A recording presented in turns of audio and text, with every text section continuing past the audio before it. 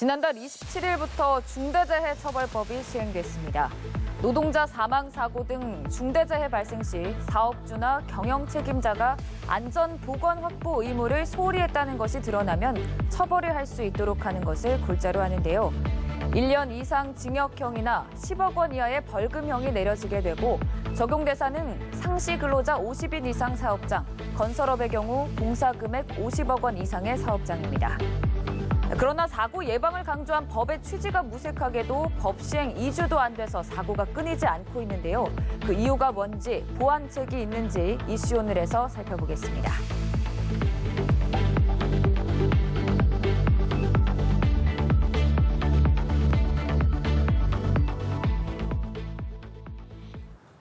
오늘 이 시간 중대재해처벌법 전문가이신 김영규 변호사와 함께하도록 하겠습니다. 어서 오십시오. 네, 안녕하십니까? 네, 법 시행 이후에도 사고가 끊이지 않는 이유는 뭐라고 보시나요?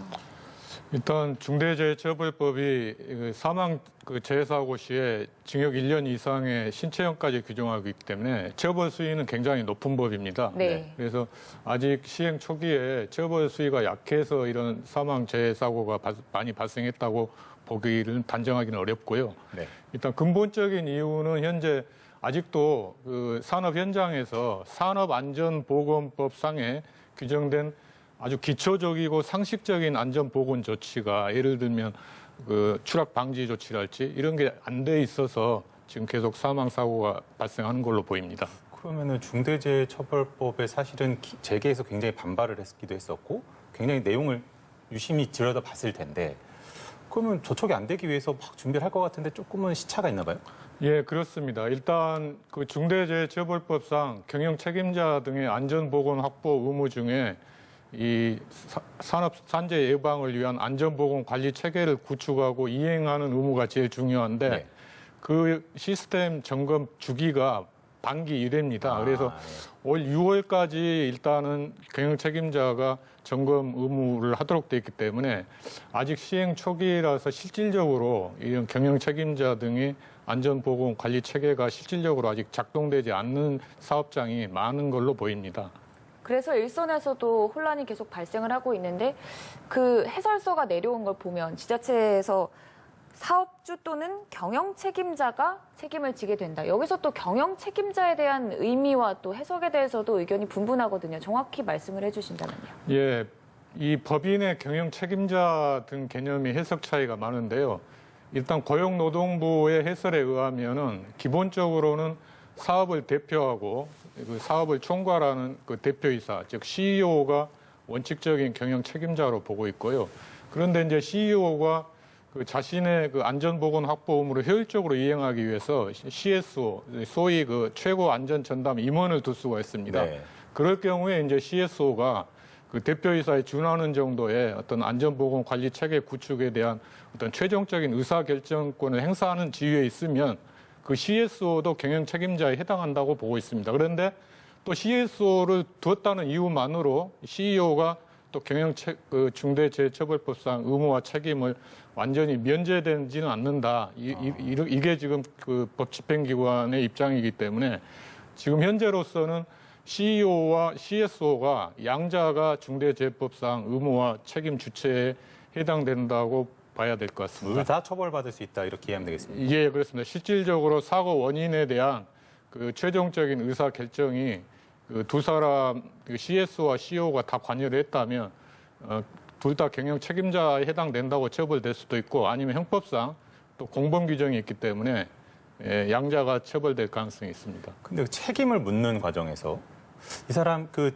경영자가 또 원청 회사의 뭐 경영자가 책임이 있다라는 것을 입증을 하기 위해서는 그게 뭐 그냥 연관성이 있다는 정도가 아닐 것 같은데요. 네, 그렇습니다. 일단 기본적으로 그 중대재해처벌법상 4조에 경영 책임자 등의 안전보건 확보 의무가 4가지로 규정이 되어 있는데 네.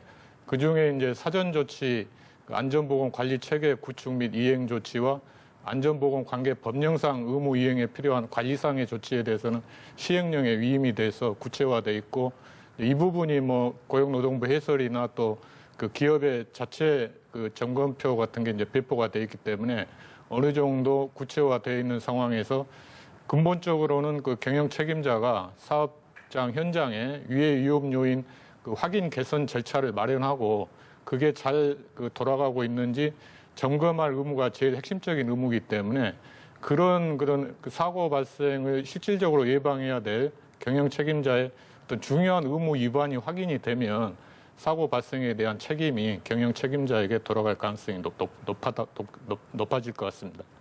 그럼 이렇게 법이 시행되고 벌써 1호, 2호가 발생이 됐는데 양주 채석장이라든지 또 이호인 판교 공사장 사고의 경우에는 중대재해처벌법이 적용되고 어찌 좀 진행이 될 거라고 보시나요? 일단 뭐 지금 수사 중이라서 정확한 그 사고 원인이나 이런 사실관계가 확인이 안 돼서 정확한 답변을 드리기는 어렵습니다만 아까 말씀드린 대로 그런 그 사업장에서 채석 작업 시에 어떤 그 위험 방지 조치가 이제 제일 중요한데 중대재해법상 경영 책임자의 의무는 그러한 현장에서 그러한 그 채석 작업할 때 위해 위험 요인을 잘 확인하고 개선하는지 이게 잘 그 돌아가고 있는지 그게 만약에 이행이 안 되면 뭐 예산이 부족하다면 예산을 투입한달지 아니면 안전 인력이 부족하다면 안전 인력을 투입하라는 게 이제 경영 책임자의 중대재해법상 의무이기 때문에 아마 경영 책임자의 그러한 의무가 이행됐는지 일단 조사가 이루어질 것이고 그런 불이행 부분이 확인이 되면 의무 불이행과 결과 발생 사이에 인과관계가 있는지 따져봐서 이제 처벌이 결정될 걸로 보입니다. 지금 중대재해처벌법 1호로 꼽히고 있는 3표 같은 경우에 저희가 어제 그 연합뉴스 TV가 단독으로 뭐 보도를 했습니다만 그 지금 관련해서 그 3표 기업에서 대형 로펌을 고용을 했다. 뭐 그래서 좀 준비를 하고 있다라는 보도가 있는데 그렇게 했다는 것은 좀 어떻게 보면 빠져나갈 수 있는 그런 여지가 있다. 예를 들면 정관예우를 좀 적극적으로 활용한다든지 총수들이 뭐 돈을 많이 테니까 그렇게 악용되거나 빠져나갈 편법을 쓰거나 꼼수를 부릴 가능성은 없나요? 일단 제가 보기에는 네. 그 지금 현재 현장 소장이랄지 뭐 하청 관계자들이 산업안전보건법 위반과 업무상 과실치사죄로 지금 수사를 받고 있기 때문에 예. 기본적으로 현장에서 어떤 그 산업안전보건법 위반 아까 말씀드린 기본적인 안전조치가 불이행된 부분이 많이 확인이 되면 결국 중대재해처벌법상의 경영 책임자가 그 안전관리 체계를 잘 구축하지 못했고 설사 구축했다 하더라도 형식적으로만 구축했다고 평가가 되면 아마 법 집행기관, 고유 수사기관으로서는 경영 책임자에게 책임을 물을 가능성이 있다고 보입니다. 말씀 들어보면 이 법 제정만이 능사가 아닌 것 같은데 그 이외에 어떤 점들이 보완돼야 된다고 보시나요?